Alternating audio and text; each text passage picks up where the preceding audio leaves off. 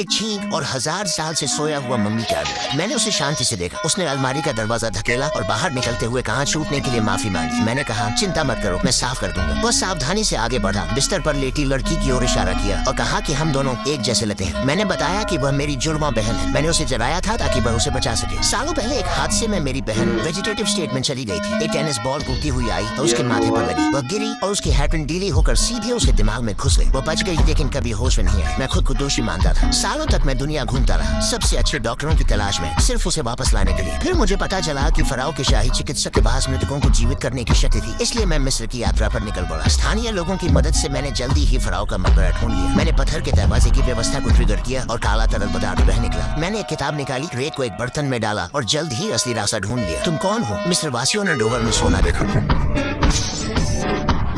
मुझे सिर्फ अंदर के सार्कोफेगस में रखी मम्मी की परवाह थी। जैसे ही मैं उसे खोलने वाला था, किसी ने मुझे रोका। फराओ का मकबरा खोलना बाहर, इसके लिए तुम्हें फांसी हो सकती है। क्या ऐसा है? और उसके सोने को लेने के लिए नहीं। जैसे ही उसने बात खत्म की, उसके गले का आभूषण जीवित हो गया, कसता चला गया और उसे सीधे स्वर्ग भेज दिया। उसका साथी कुछ पलों बाद नरक पहुंच गया। मैंने ताबूत खोला, लेकिन जश्न मनाने से पहले पीछे एक फौज आ पहुंची। उनमें एक गद्दार था और हमें पकड़ लिया गया। लेकिन मैं घबराया नहीं। सिगरेट का कश लेते हुए मैंने अपना लाइटर तेल से भरी जमीन पर फेंका और बिना पीछे मुड़े ताबूत की ओर दौड़ा। ताबूत नीचे सरका और मैं भूमिगत नदी के साथ भागने लगा। अचानक इस निकटता को माफ करना, मम्मी को कसकर पकड़े हुए। इतनी मेहनत से मम्मी को वापस लाने के बाद अब मुझे किसी ऐसे व्यक्ति की तलाश थी जो उसे जगा सके। वह व्यक्ति थे प्रोफेसर जा। वह प्राचीन मिस्र के विशेषज्ञ थे। 16 साल की उम्र में फिजिक्स की डिग्री हासिल की और 51 साल की उम्र तक जीवन का रहस्य खोल चुके थे। आत्मा मौत के बाद भी जीवित रह सकती है। उस दिन वह घर पर प्राचीन मिस्री मंत्रों के साथ प्रयोग कर रहे थे जब गलती से उन्होंने एक प्राचीन जीव को जीवित कर दिया, टेरोडैक्टिल। इससे भी बुरी बात, उनकी आत्मा और चेतना उससे बंध गई। जब टेरोडैक्टिल ठोकर खाता तो वह भी ठोकर खाता, लेकिन टेरोडैक्टिल का दिमाग बहुत शक्तिशाली था और उसने जल्दी ही उनके नियंत्रण से खुद को आजाद कर लिया।